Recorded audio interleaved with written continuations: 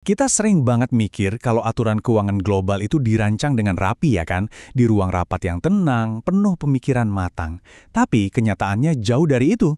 Sebagian besar aturan yang sekarang jadi penopang sistem perbankan kita itu bukan direncanakan, tapi ditempa di tengah kekacauan di satu musim panas yang luar biasa. Kedengarannya agak aneh ya, tapi percaya deh, krisis besar yang kita semua ingat di tahun 2008 itu akarnya ada di peristiwa yang terjadi puluhan tahun sebelumnya.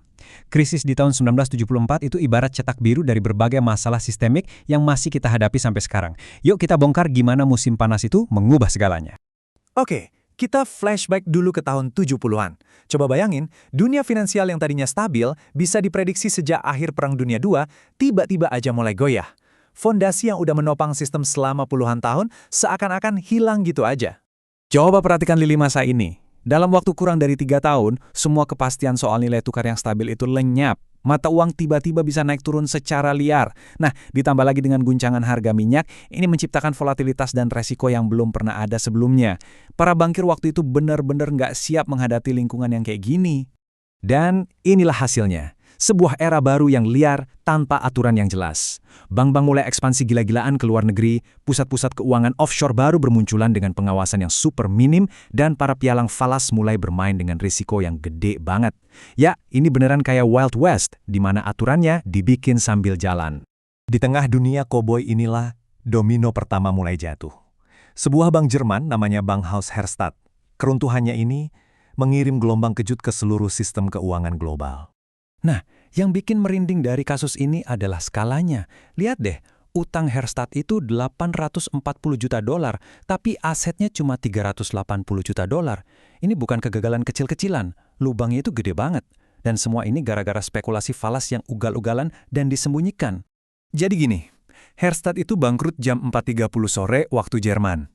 Nah, di jam itu, mereka udah terima pembayaran dalam mata uang Eropa. Tapi, mereka belum sempat melakukan pembayaran balasan dalam dolar AS di New York karena di sana pasarnya masih buka. Ini menciptakan lubang hitam transaksi. Kegagalan ini begitu fundamental sampai-sampai melahirkan istilahnya sendiri, risiko Herstatt, sebuah konsep yang sampai hari ini masih dipelajari oleh setiap bankir. Jadi apa dampaknya? Wah, langsung terasa dan parah banget. Sistem pembayaran antar bank langsung macet total. Kepercayaan yang jadi darahnya dunia perbankan hilang seketika. Bank-bank jadi nggak mau saling pinjamkan uang. Dan kredit internasional langsung anjlok. Seluruh mesin keuangan global nyaris berhenti berputar. Kalau kasus Herstatt tadi nunjukin risiko antar bank, kasus berikutnya ini beda lagi. Ternyata, bahaya juga bisa datang dari dalam. Bahkan, bank terbesar dan paling terpandang sekalipun bisa rapuh. Oke, mari kita lihat kasus Lloyds Bank. Coba lihat grafik ini.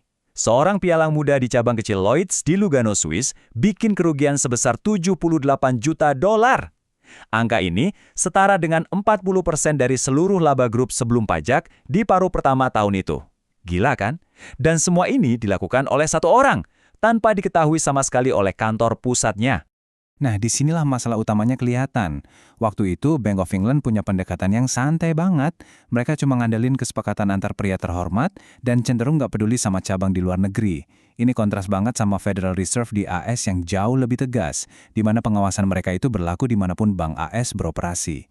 Skandal Lloyds ini benar-benar menelanjangi kelemahan fatal dalam pendekatan Inggris. Kasus ketiga ini mungkin yang paling rumit, sebuah penipuan yang membuka lubang hitam yang mengerikan dalam peraturan internasional. Ada sebuah bank yang seolah-olah nggak punya penanggung jawab sama sekali. Skemanya kelihatannya simpel, tapi licik banget. Gini cara kerjanya, anak perusahaan di London ngumpulin duit nasabah. Tapi, bukannya dikirim ke kantor pusat di Tel Aviv, uang itu diam-diam ditransfer ke perusahaan cangkang milik keluarga di Liechtenstein. Tentu aja, laporan ke Tel Aviv dipalsukan. Akhirnya, waktu perusahaan keluarga itu berhenti bayar, seluruh strukturnya runtuh, dan uangnya hilang di antara yurisdiksi negara.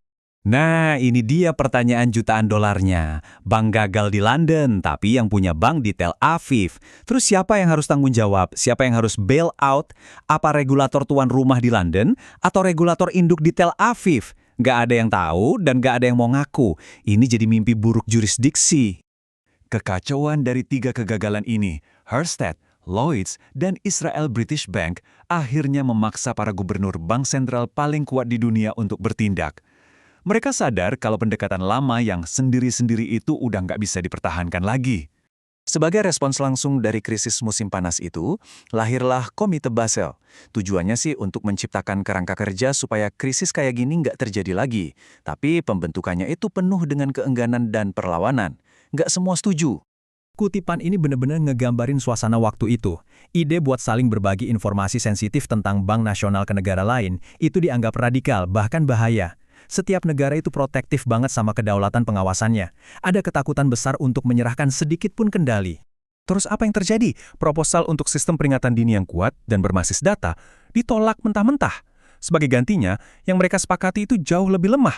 Sebuah janji informal untuk saling telepon dan tukar gosip pasar. Hubungan pribadi antar regulator dianggap lebih penting daripada sistem formal. Kedaulatan nasional menang telak. Walaupun solusi awalnya terkesan lemah, musim panas yang kacau itu ternyata meninggalkan warisan yang abadi. Prinsip-prinsip yang lahir dari puing-puing kegagalan itu sekarang justru menjadi fondasi pengawasan perbankan modern. Setiap prinsip ini adalah jawaban langsung atas salah satu bencana yang kita bahas, menutup celah yurisdiksi itu untuk kasus Israel British Bank, mengawasi bank secara global untuk mencegah skandal kayak Lloyds. Dan yang terpenting, mengakui kalau risiko sistemik bisa datang dari tempat yang nggak terduga, seperti Herstatt. Ini semua pelajaran yang didapat dengan cara yang sangat mahal. Dan inilah pertanyaan penutupnya. Meskipun aturannya sudah dibuat, tantangan mendasarnya tetap ada. Kerjasama lintas negara, pengawasan inovasi keuangan yang super cepat, dan sifat dasar manusia yang kadang mengambil risiko. Hantu-hantu dari tahun 1974 itu belum sepenuhnya hilang. Mereka mungkin hanya menunggu momen yang tepat untuk muncul kembali.